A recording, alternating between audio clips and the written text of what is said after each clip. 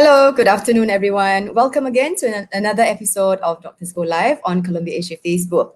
Okay, today we're going to talk about constipation, which is something that's very, very common.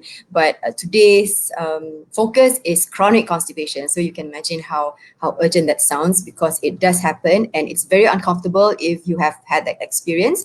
So we will have Dr. Prabhjot Singh from Columbia Asia Hospital, Puchong, who is a consultant gastroenterologist. Hello, doctor. How are you? Hi. I'm good. Thanks. Friday afternoon. Need my tea. Okay. Oh, good. Yeah, go ahead. No problem. It's very casual. Just going to have a bit of banter here. So, okay, without wasting any more time, let's take a look. I understand that you've got slides to share with us today. Yeah. Okay, there you go. Very nice. Okay, managing chronic constipation. Okay, attractive. So let's just see what this is all about. Okay. Well, I mean, it's direct. yeah. I mean, there's a reason why I'm holding a cup of tea here. This is relevant, and I'll come back to this in a bit, because most of us like a cup of tea. And is it good? Is it bad? Especially in this context, we'll come to that. Yeah. So, well, I guess let's go. Okay. Right. So we start with a question. Who's more constipated, men or women? I just have a think about it for a second. I mean, literally 10 seconds, and then I'll tell you when the 10 seconds are up. No problem. Now we all stare at each other's faces for 10 seconds. No, it's okay. In the meantime, because I know that you've got a very interesting dog. I was just taking a look at it earlier, and it's very, very cute. So maybe you can give the URL later, which we can flash across the screen. You guys need to check out, because Dr. Prabhjot's blog is very informative. It's got everything about everything. It's purely for education and awareness. That's it. Okay. Sorry? So right. Okay, there you go. Well, it's women actually, and the ratio is 3-1. So effectively, if you have friends who are not already watching this, women, I'll give you another 60 seconds to go and call them, because 3-1 women are affected by this. 3-1 relatively male to male ratio. So it is a problem for women, constipation and chronic constipation. So we'll just stare at each other for another 60 seconds and we'll get on with it. Well, maybe we won't wait for 60 seconds, but enough time for you to WhatsApp or message one of your friends, and we'll get going from there. Or viewers, you can also type in whatever questions that you have in the comment section below, because then Dr. Prabhjot will address them later after the talk. Or if it's relevant when we're talking, we'll just get answers straight away and then go from there. So okay, well, I guess 60 seconds up. Let's just get going. So we're back, and so what is your colon? Effectively, is that big worm-like thing that you see on the screen right there. It's divided into lots of parts, 4 main parts: ascending, transverse, descending, sigmoid, and then the rectum. You don't need to worry about all that. It's all medical talk. Don't worry, but you just need to know what it is. And then once you know what your colon is, what's its function? What does it do? No, it's not used to absorb any nutrients whatsoever. It's not used for absorbing your calcium, etc. No, the only real function it has is to absorb fluid. So because it's absorbing fluid, you can imagine if it's running slowly, it'll absorb more fluid. You're going to get constipated.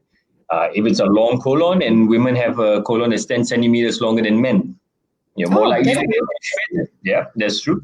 The transit, the way it moves, women's colon is a bit more sluggish as well. Also, if you're dehydrated, you've been standing out in the sun for very long, your body is going to want to more fluid from somewhere. It's going to absorb it from the poo that's in there, hence making it dry, hard, and then also leading to constipation. So that's not difficult to get. Is there only women suffer from constipation more than men because of the length of the colon? No. The length is purely evolutionary because, purely. I mean, it's partly evolutionary because women have babies, so you need space. You need things to get out of the way. Men don't. Yeah. So they go there. Also, runners have a longer colon. It sags down a lot more because of the bouncing and gravity, etc. But there's no reason why they get constipated. No. But we'll come back to that. Okay. So what is constipation? Now, everybody's got a different understanding to it, and there's no real defining meaning to what is constipation, except in your toilet less than 3 times a week. It doesn't seem like very much, but that's enough to say you are constipated. But is that all? Is that all that what constipated means? No, it's actually two things you have to put together: the stool consistency and the defecation behavior. It can be and or both. So effectively, stool consistency meaning, is it hard? Is it rock-like? Is it little pebbles? Defecation behavior meaning, do you have to push? Are you straining? Do you have to sit for a long time? So both of them are more one or the other, and things all point towards constipation. Now, internationally, nobody can really agree for sure what is constipation, but this is the general way of taking on board. Most people tend to say, yeah, we kind of agree on this way of approaching it. So, what is chronic constipation? Any guesses? Do you have a guess? What is chronic constipation? I just told you what constipation is. How do you define chronic? I'm just guessing that it's something that happens more often than not. Like, because you said it's less than 3 times a week. Maybe chronic could be or once a week. Babies usually have for weeks. Sometimes. Yeah, close to that actually. The way it's actually defined is 12 weeks in a year you have constipation. It doesn't have to be straight 12 weeks in a row. If in 1 year you've got 12 weeks of episodes of constipation, you have chronic constipation as far as anyone's concerned. And that's the way to define it. But in reality, constipation is constipation. If you're struggling, you need to see a doctor. Don't just ignore it. And this is ways to describe. But officially, I guess, 12 weeks out of the year, that's 3 months. That's a lot. So that is pretty chronic. So constipation, well, a fantastic Friday afternoon talk, isn't it? When everybody's half asleep and depending on tea and coffee to keep awake, but we will crack on nonetheless. So first thing is, it is very common, very, very, very, very common. Everybody, would have had some episode of constipation, whether it's chronic or not, it is still constipation. The next thing is that, as you said, it's worse with age. Now, any guesses why? Do you want to have a stab at it? Give me one reason maybe why it's worse with age. It's worse. So I'm putting you on the spot here, right? Sorry, say again? I'm putting you on the spot, asking you questions. But no problem. It's okay. I can challenges. Like, whether it's right or wrong is a different matter. It comes worse because the older you get, the less stamina you have, and you can't push too much. Well, I'm guessing that's close wrong. actually. Close to it. Actually, stamina has got something to do with it, but in a different way, in the sense that older people are less mobile. They don't walk so much. They are also more dehydrated. Medication. I'll show you a list of medication that will scare you of things that can cause constipation. Dysmotility, rectal prolapses. And also women have problems with pregnancies. Now, what's interesting as well is that, as I said before, women's colon function, or the whole GI tract, gastrointestinal tract, is more sluggish than men. Not because something is wrong, it's just different. But as we age, it slows down even more, and men catch up. So the older we all get, above the age of 65, we all kind of get some element of constipation. But then women have this other problem. Sorry, I'm so sorry, but I kind of, as you go along, when I have questions, I kind of need to interrupt you a little bit. Hope you don't mind. Of course.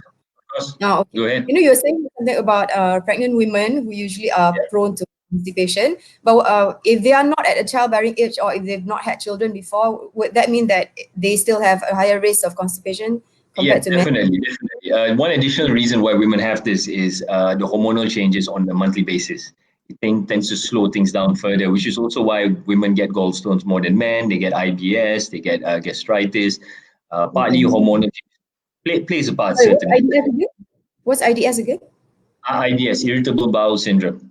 Okay, IBS. Okay, got it. Yeah, so the hormonal changes does play a part to it, and that's why previous pregnancies per se, it's not the hormonal changes that causes constipation, but more of the damage that is done during delivery that can damage the flow of things and then lead to more constipation, hemorrhoids, all these sort of things can kick in.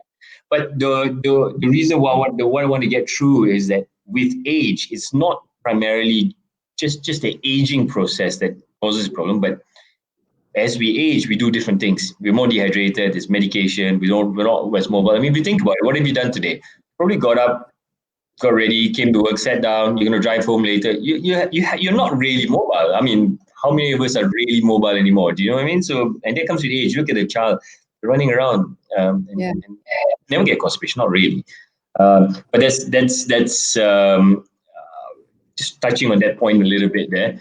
And then, so female to male ratio 3:1, as we said before, and the transit slower in women than men. Just is, don't know why it just is. And this is interesting, it's as common in Asians, unless you have a Western diet. And what are we eating every day? It's a Western diet. So this problem is not here now. It's certainly coming, just like fatty liver. It's already here because of 30 years of Western diet. Is that because we eat more salad? Oh, not at all. It's just because we eat more meat with these sort of things. Western diet is very meat heavy. Eating meat is good, and it's not. And on the same note, that's the thing I want to put out here as well is if you compare Africans, black and white Africans, white Africans get a lot of constipation and black don't. Now, there's plenty of studies to show the reason for this is what they eat. The black Africans tend to be, majority of them, a bit more poor, and they eat more plants, hence fiber, whereas the rich ones, white ones, historically were eating more meat, etc., and less of fiber. So they get a lot of hemorrhoids, a lot of constipation and things like that. And in the black Africans, hardly ever. So that's what they do. Maybe not so relevant in Malaysia, but it tells you the importance of fiber. We'll come to fiber in a minute. It doesn't only mean vegetables and salads. No, there's a lot of fiber in places you don't even know. So the causes. There are two ways of looking at this constipation. Now, I know we're talking about managing this, but you need to understand why it happens to know how to fix the problem.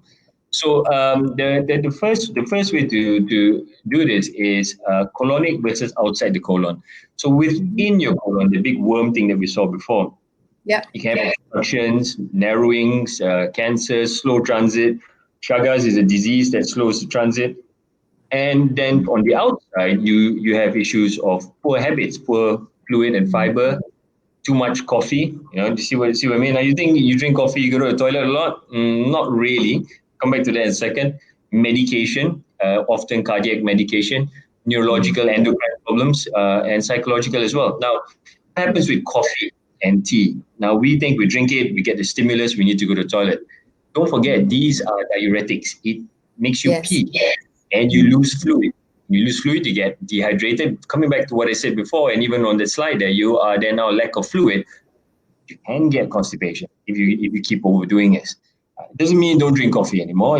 Coffee's got a lot of protective things about it, and it is a stimulant to some degree. So another way of looking at this.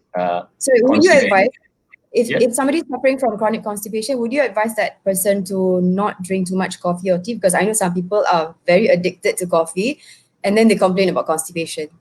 Well, it's not to stop completely. Nothing is ever wholesale stop everything. You need to know how much and what else they're doing. If they're not drinking water, just encourage them to drink more water. The coffee is fine. But you're just doing your same thing and then double your coffee dose, then you got constipated, then that is something you must consider. But people never consider coffee as the cause of constipation. They always take it to relieve. So, but it could be part of the problem and perpetuates the behavior because, I need to go to the toilet, I'll drink more coffee. And there you go. It just goes round and round and round. And you never really get anywhere with that. So another way of looking at it is primary and secondary. Now, this is quite wordy, so I'll just blitz through it very quickly. It's often idiopathic and functional. And the way of looking, there are three elements to this. One is normal transit constipation. Transit means movement. Basically, it is the most common type of primary constipation. You just basically find difficulty of opening your bowels, but everything else is normal. This is all just defining it. In reality, we don't really use this. This is a way of fine-tuning a diagnosis. Slow transit constipation means, as it says there, infrequent bowel movement, decreased urgency. You just don't feel like going, and there is just the motility is just slightly reduced on that one. And then there's pelvic floor issues, which it can happen to anybody. It's a problem because the symptoms they get tends to be prolonged and excessive straining. feel like they haven't gone enough, even though they have, and sometimes they have to manually evacuate. Sounds pretty disgusting, but actually it is a real problem that people really do have, and that's the primary causes for it. Secondary is a long list, and we will start with the first thing. Secondary, of course, secondary means outside elements and not related to internal things. Inadequate water and fiber, overuse of coffee, tea, alcohol, and all diuretics, as we know. Recent change in our habit with change in diet. That means you suddenly start eating more meat and you're constipated because of that. You just don't use your diet. And then also, the last point, ignoring the urge to defecate. Now, this is strange, but if you compare everybody, men tend to have a clock, meaning they have to go to the toilet and evacuate, and that's it. Job's done for the day. You don't want to be grumpy all day. Women don't. You're often too busy doing other things that you don't give time to. And that is part of the problem. Okay, that's ignoring the urge to go. You always think I'll go later, and then constipation kind of. It's an element. It doesn't mean that's the cause of it, but certainly having a time to go and setting your body on a clock does you better.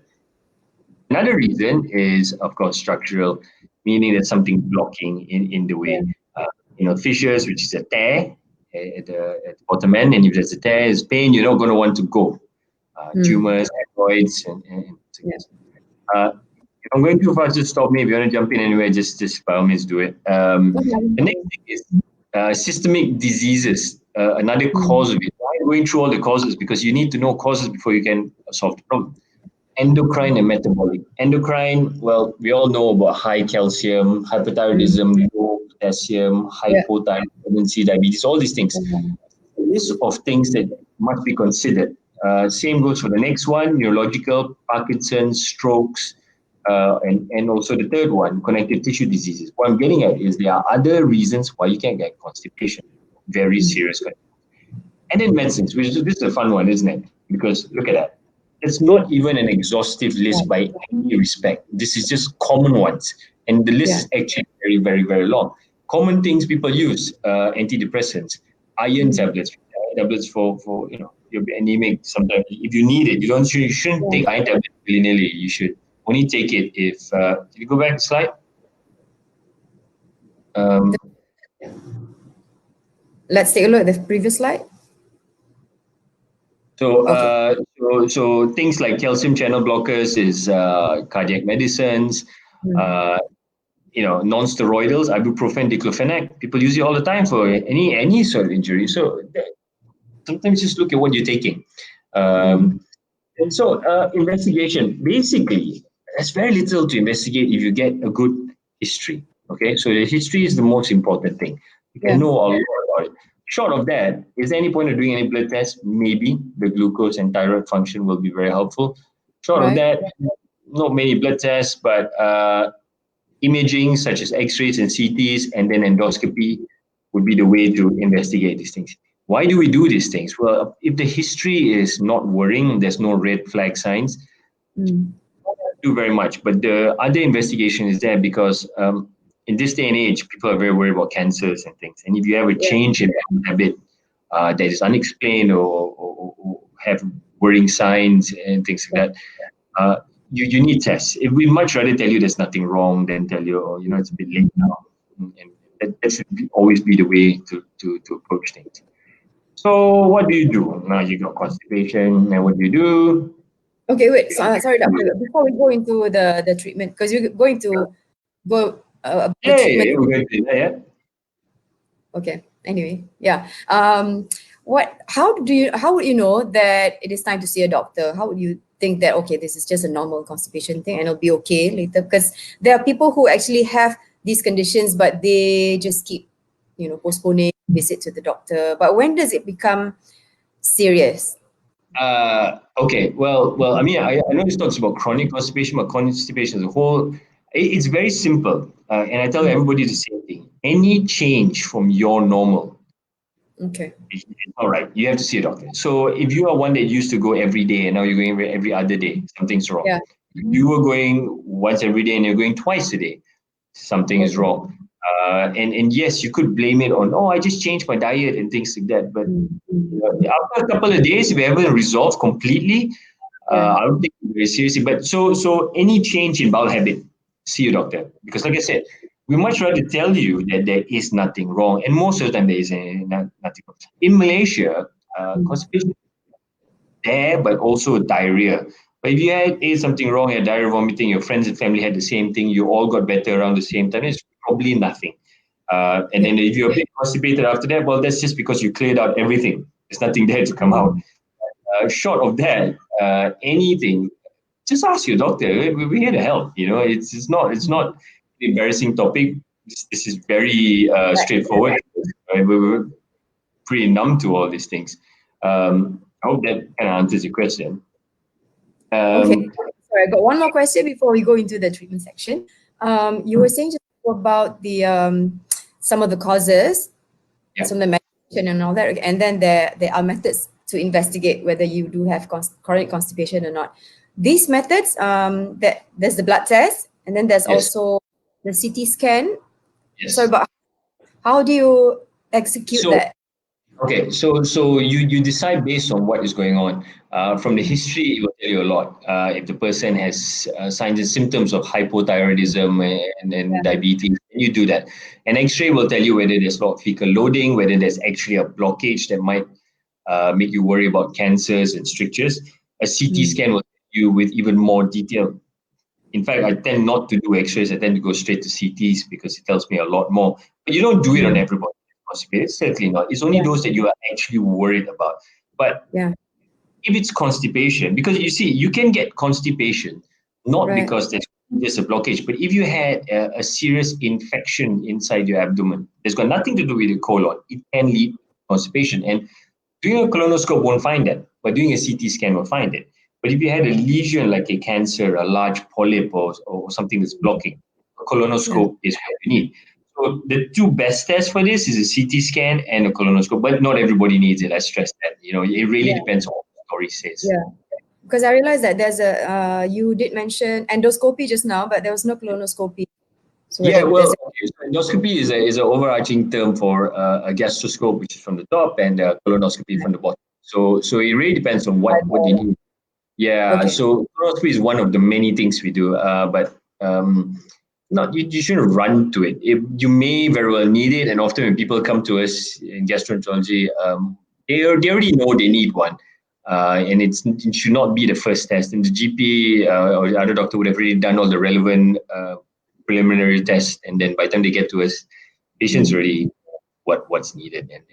Is it hereditary by any means? If your parents have constipation, would you inherit constipation or nothing?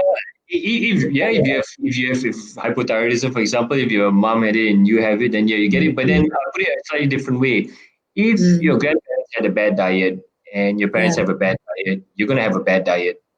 It's not anyone's intention of doing it, but that tends to be the problem often. I mean, look at our Malaysian diet. It's pretty bad, isn't it? Our breakfast can be nasi lemak, and the name itself says a lot. It's just a funny thing there, but we love this food and we eat it all the time. Not the best, once in a while is okay, but yes, it can be hereditary, but you should not just say, oh, it runs in the family. No. You have to be sure it's not. That's a safer way to approach it.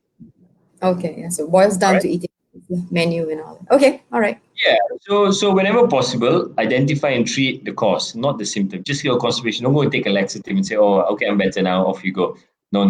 Because you need to know why this happened in the first place. It never happened before.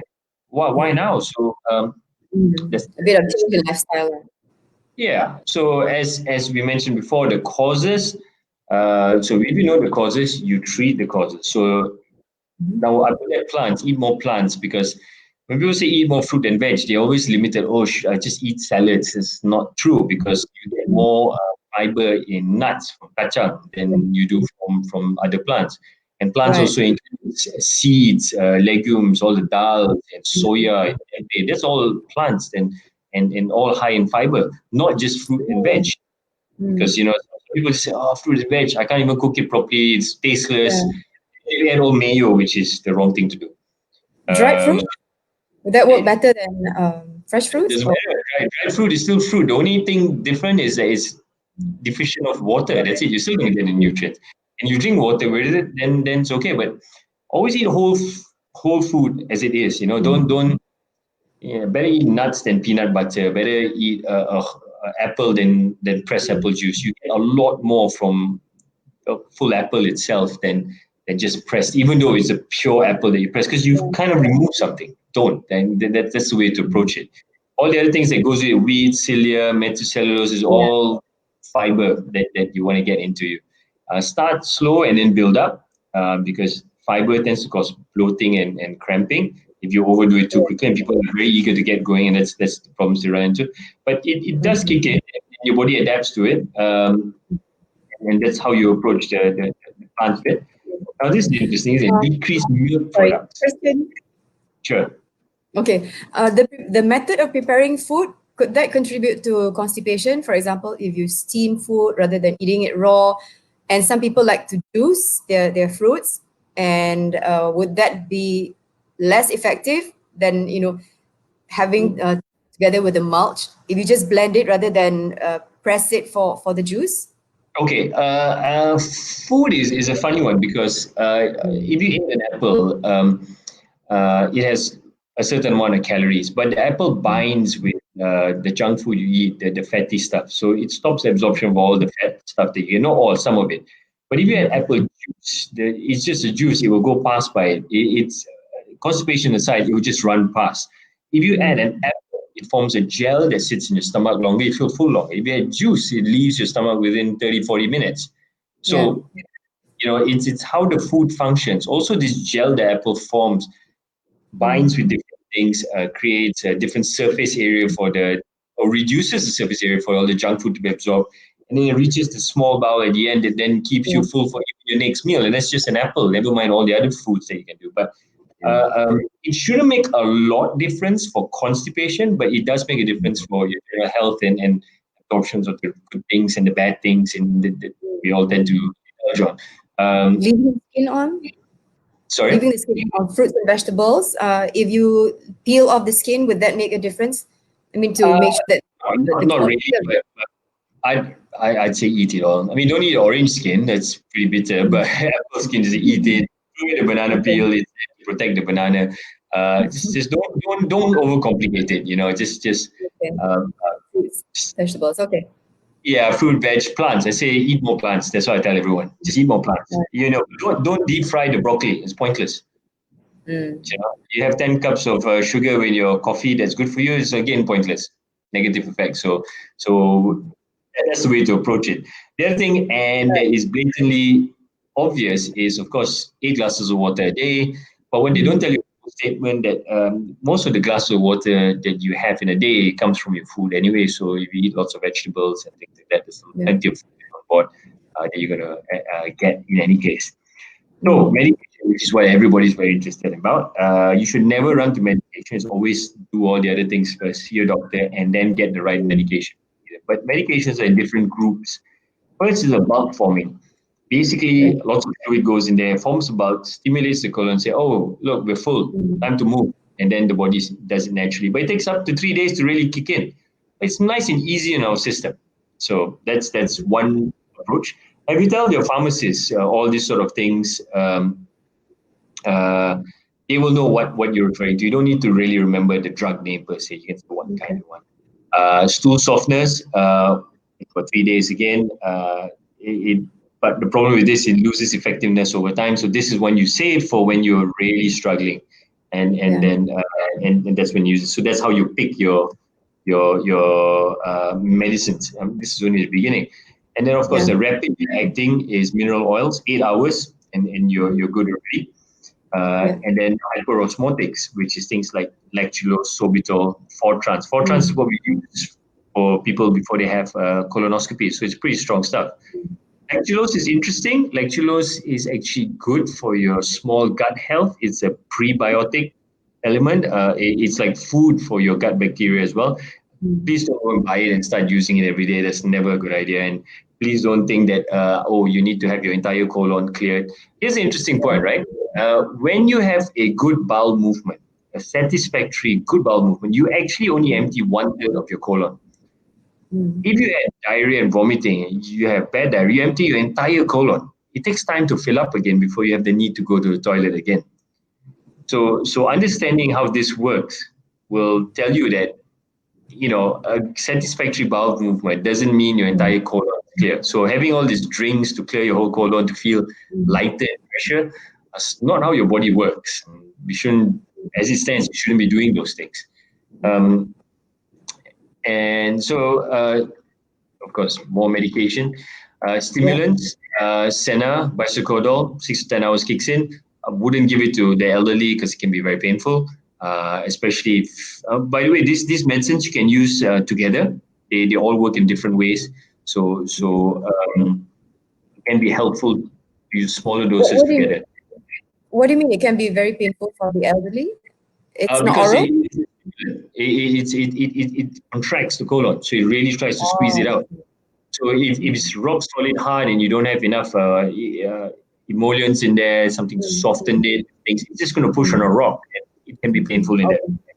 But if you use smaller doses of many different things, smaller doses, then it tends to be more comfortable. Then the next few things are just newer drugs, prucalopride, which is primarily licensed for women with constipation.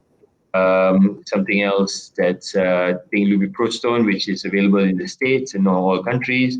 And then if all else fails, there's other new drug, linaclotide, which you can get in Malaysia, but it has come in on special order. And it's very, very, These are very, oral medications? Sorry, yeah, they're all tablets.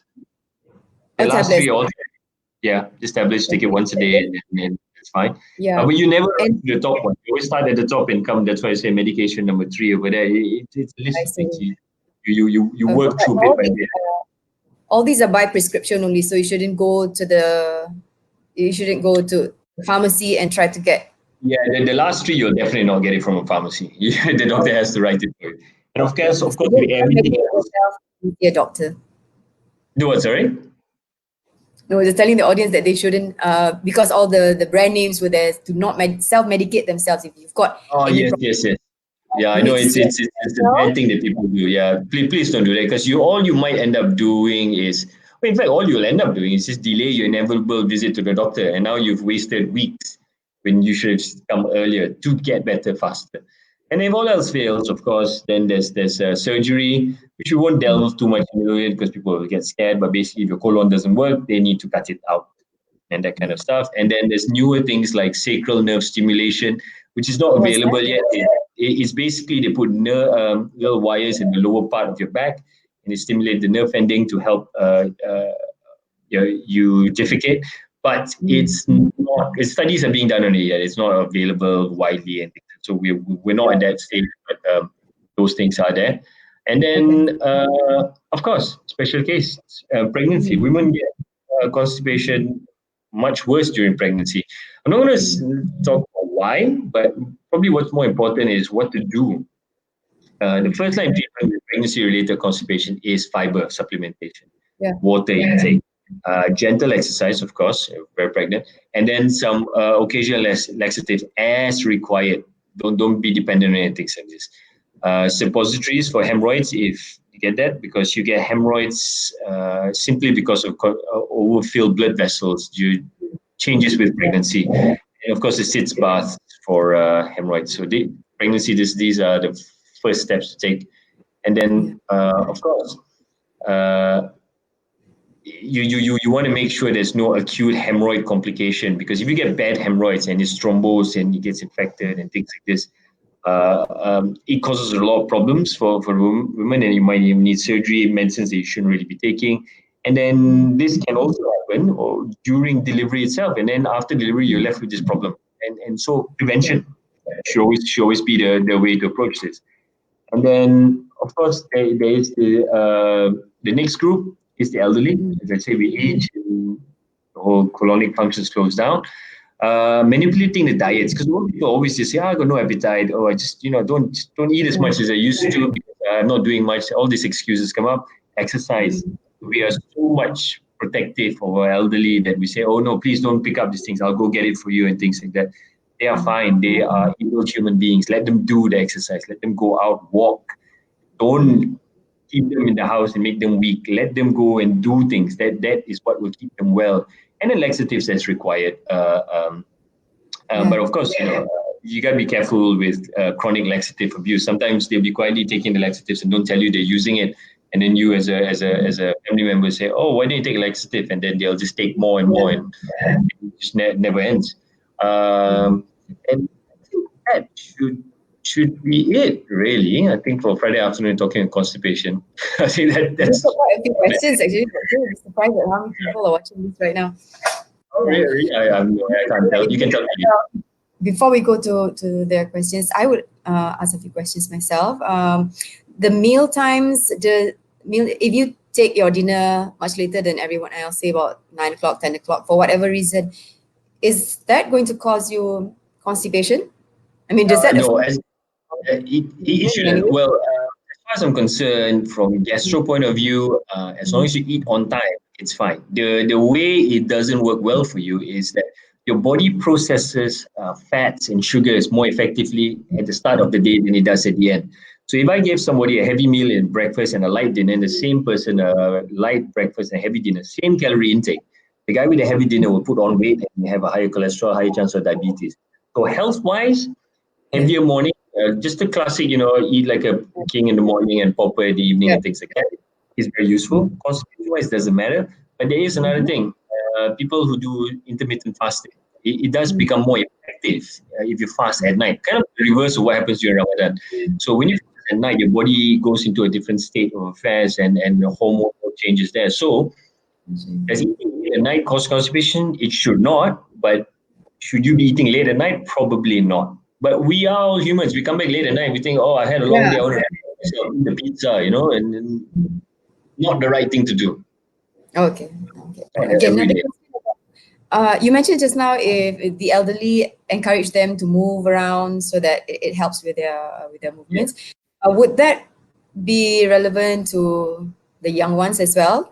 Oh yes, definitely. Yeah. So if people who exercise, they would be less at risk. Yeah, so I'll give you an example. When we do colonoscopies, we get people to drink this C4 trans, and then we do that. How I do it, I get it to do it people in the morning and make them walk around a lot. In Japan, we make people do star jumps, and the whole colon is clear so fast, and that's just with movement. So if movement does that, movement will encourage things to move along. Of course, if there's nothing else wrong, but if there's something else wrong, then nothing you do is going to make any difference. But yes, activity is important. It really, really is important. I cannot stress this enough. Okay. All right. So thank you so much, sir. Before we wrap up today's session, we've got quite a few questions to address here. Start with a question from Mr. Afi Mazlan. Any tips for constipation during pregnancy? Oh yeah, just like what I said before. Make sure you drink plenty of fluids, some mobility, and then eat the right kind of food. Your whole GI system will be slowed down with pregnancy, anyways. And that's about the same thing you have to use. Now, if you're going to use a laxative of any sort, don't simply go and buy it and use it during pregnancy. Speak to your ONG consultant, your obstetrician, because they will tell you, right, this you can, this you can't, depending on the different phases of pregnancy. Don't take things for granted, because the first trimester is very important. And though you can use it, I'm not going to tell you which one, because I want your obstetrician to advise you accordingly, because then you go back to them for more. Because if that doesn't work, then they will tell you how to go to the next one and the next one. There's a long, very orderly list to follow, but don't take shortcuts. And you always have to see your doctor, because that's the best way to guide it. Okay. Doctor, is there such a thing as addiction to laxatives for those who suffer from chronic constipation? Are there people who actually...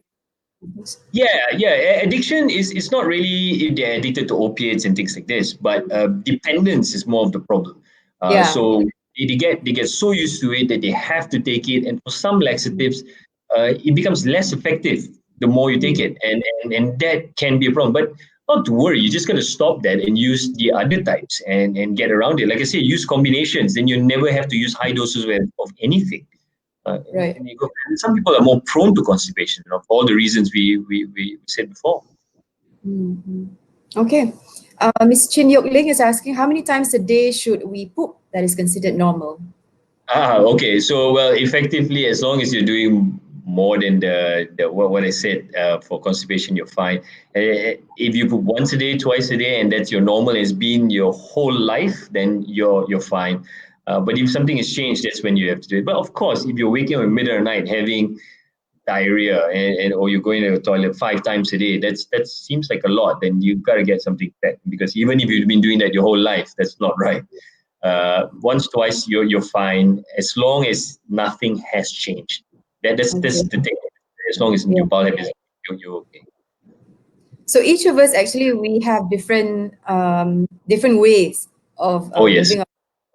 yes, very very much so. Compare. Yeah. You can't compare. You can't, because the minute you say, oh, we all go once a day, and then somebody say, oh, mine's slightly softer, Yeah, mine's slightly harder, then who's exactly. wrong?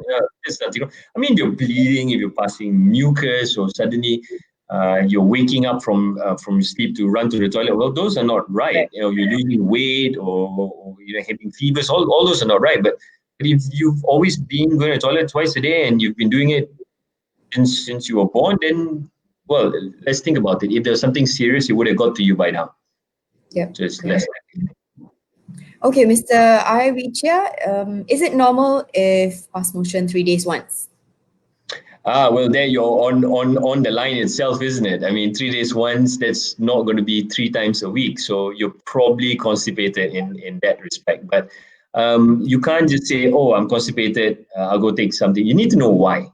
And from that long list before, you sift through it, you probably figure out what you're doing wrong. First thing to do is drink plenty of water and eat more plants. If that doesn't fix it, then don't take things for granted. You see, when you ask a question like this, I don't know anything else about the person's background, the family history, past medical history. So is it normal or not? It really depends on what else is going on.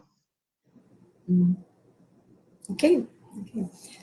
Chin Yok Ling is asking, is it good to take those tea that helps with constipation, or is bad for health? Kindly advise. Okay. So tea is the same thing again, right? So if you take it and you go to the toilet, fine, good for you. But tea is a diuretic. If it's funny kind of teas, there can be all sorts of funny teas out there. It can potentially cause injury to your liver. So be careful. If you take green tea, it's probably good for you. Green tea tablets, it will destroy your liver. You can take penny royalty and funny things, and it will damage your liver again. Basically, stick to what you know, what's been tested. When someone say, oh, I take this tea from this other country, has no label, no nothing on it, then I'd be very cautious. Tiny doses probably do nothing, but if you're the unlucky one, if you're not talking about slight liver damage, you might end up needing a new liver. So don't do it. But if it helps you go and you're drinking plenty of fluid, maybe try just drinking plenty of fluid, and that's fine. Try some exercise. Try not to use any adjuncts if you don't have to. That could be like a dodgy as well, because I think, is there such a thing as laxative tea or laxative tablets that in the pharmacy? But, these I ML. mean, often stronger coffees have more laxative properties, and some people depend on it and say, "Oh no, I really need to have a good clear. I'll have my coffee and then go." But this is an interesting thing, right? There's this thing called the gastric colonic reflex from the stomach to the colon. So the minute in the morning, people drink coffee and they say, "Oh, I have to go to the toilet." It doesn't matter what you drink. You could drink water. As soon as it hits the stomach, it sends a signal saying, "Hey guys, there's stuff coming. Time to clear out." That's what it does. It's very simple. You don't need complicated drinks. A glass of water is fine. Hot or cold, doesn't matter. Okay. Okay, Halim Abdul, I have one question. Can chronic constipation lead to cancer or other diseases? It's actually probably the other way, is that it's your chronic cancer constipation because of other diseases. But what can happen is that your poo is toxic. It needs to come out. What can happen when you're constipated, nothing goes in. You're not going to eat very much. You might feel full all the time. You might be nauseous. You might get malnourished. Excessive toxins are being potentially can be absorbed. So you can lead to other problems, yes. It can lead to headaches and just generally unwell and poor nourishment because you're just not eating. But it should not lead to cancers. But saying that, people who eat a bad diet, lack of fruit and fiber and all sorts of things, lots of meat, and they have more cancers. Why is that? Well, could it be? Well, a lot of these things are toxic to your colon. But it's not the constipation that's toxic to the colon, it's the food you eat that led to constipation that also led to toxins in your colon itself. So, for example, if you eat processed meat, your chances of colon cancer goes up by 18%. That's a big amount. Wow. So that's just 80%. processed meat, not even any particular type of meat. And if you think cooking chicken it kills off all the bacteria, it doesn't. That's why the even if you eat chicken, your colonic lining does have some element of inflammation. Even if you cook it very, very well, you can't kill everything. So don't be a vegetarian, don't be a vegan or anything like that, but just be mindful of what you put in your body. Okay. Other than diuretics, are there any other food or drink that you should not take if you are constipated? Oh, sorry, let me just rephrase my question. Is there any food that can cause constipation? Food, not really. I mean, most food tends to be accompanied with fluids. So as long as you're eating and you're drinking something with it, you shouldn't, not offhand. I'm sure there'll be one or two rare ones out there, but not one that's going to be, oh, I eat this, I will get constipated. Some people do that, but it might just be just how they're eating it. But no, tend not to. All right. Okay. Mr. Rajvin, Miss Rajvin Kaur, what are the food to avoid? Oh my goodness, it's like she read my mind. Same thing. Yeah. Well, it's not what food to avoid for constipation. It's actually what food you should have to prevent constipation. So I always tell people the same thing: eat plants, small plants, water and drinks and plants, fruit, vegetables, nuts. It doesn't cause you to have weight gain. Legumes, dals. If you have all your dals and you put a lot of ghee on top, that's probably the wrong thing. It tastes great, but it won't do any good. If you, as I said before, you deep fry broccoli, no point. Cook it well. Eat whole food. Whole foods always. You want to prevent it. You don't want to avoid food. You just want to eat the right food. Yeah, right. Yeah. Here's one from Miss Chin Yok Ling. What are the natural food we can take to ease constipation? Oh, I think you just mentioned that. Yeah. Just more plants. Just have Yeah. more plants. It's up to you, whatever suits you. You know, it doesn't mean you must eat green vegetables. I mean, you have all the colors, and if one is easier to have than the other, and you got easy access to it, go for it. You will find the changes. You know, within a few days, even you find some changes. Right. Okay. The other thing Kindly. to remember is that if you have a Sorry? narrowing of any sort in your colon or whatever, stricture or things like that, those situations, having plants is a bad idea because you tend to jam things up even more. So, which comes back to the whole thing. If you are struggling and you're getting pains and things, you should always see your doctor first because we can tell you, right, you need a test or no, just change your diet as the way I said it and you should be fine. Don't assume everything is going to be cured by eating plants. Sometimes you actually need to see a doctor. So it's always best to ask. But if what foods to eat, plants is always better. Okay. Kindly advise on patients with dialysis who are facing construction. This question comes from Sky Yun. Dialysis has a problem because you remove fluid, and you're limited on how much fluid you can have in a day, and they might be 500 mils or one liter. So you're going to run problems. Some laxatives can help, but you probably use ones that will not drag fluid out of you. The other thing, there are some laxatives like polyethyl glycol and sodium. Well, actually more sodium picosulfate that you should never use in a a renal patient because it pulls fluid out. It causes further renal dysfunction. I would talk to your nephrologist because what you can very well do is you can use a laxative that you know is going to pull fluid out. But if you're doing that, your nephrologist has to calculate how much fluid to remove when you have dialysis to balance it out. You don't want to be using your normal one and then use a laxative that way. You're going to collapse. Your blood pressure is going to drop. You're going to have problems with your dialysis. You can't filter properly because your nephrologist will know how much to remove and how much to filter to match your bowel habit. But the problem you will face is you're probably a bit on the dry side. That's why this is happening. But which is worse? You're stuck between a rock and a hard place. You need your dialysis for a reason. So you got to talk to your nephrologist. Say, look, I'm going to use a laxative. I think this one is going to be good for me. Is this good? more than likely they will call us and say, look, is there any other better option? And we'll say, yeah, this. And then what your nephrologist will do is adjust how much of fluid to remove. Yeah. Then you should be fine.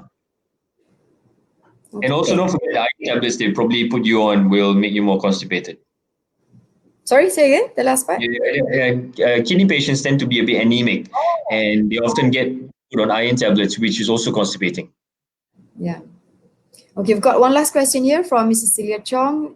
Does constipation cause bloating and weight gain? Bloating for sure, weight gain, yes. If you hold on to more, you will get more constipated. I mean, you hold on to more poo on board, your scales are going to go up, definitely. That's why when people say, oh, look, I go and have good bowel clearer, I'm 2-3 kilograms lighter. Bloating is a problem, and it can be due to many things. And bloating, pain, and constipation, you could have irritable bowel syndrome rather than just normal constipation. Weight gain and bloating can be also a sign of hypothyroidism. So it really depends on what other symptoms you got in your background that may explain these things. But if you're worried about weight gain and you're blaming constipation for putting on the pounds, no, that never really, you can't put on that much of weight just by being constipated. The weight gain might be a different reason, but your constipation might be a consequence of some other medical problem like an underactive thyroid. Okay. Well, I guess that's all the time that we have today. And I'd like to thank you very much for making time for us on Live Columbia Asia's Facebook. So thank you, Doctor. Yeah, thanks for having me. If you get any questions, drop us a line. Let us know. If we can help you, we will, definitely. Yeah. Or you can always go and visit Dr. Prabhjot at Columbia Asia Hospital. Yeah, I'm contactable through the blog even. There's a message board there. You can do that. It's at the beginning. There we go. Cool. All right. Okay, thanks everyone for joining us. That was Dr. Prabhjot Singh from Columbia Asia Hospital, Puchong. He's a consultant gastroenterologist. And our topic today has been constipation. You can always watch this again, even if you've got this at the last part. It's always going to be on our Columbia Facebook page. So thank you. And thanks.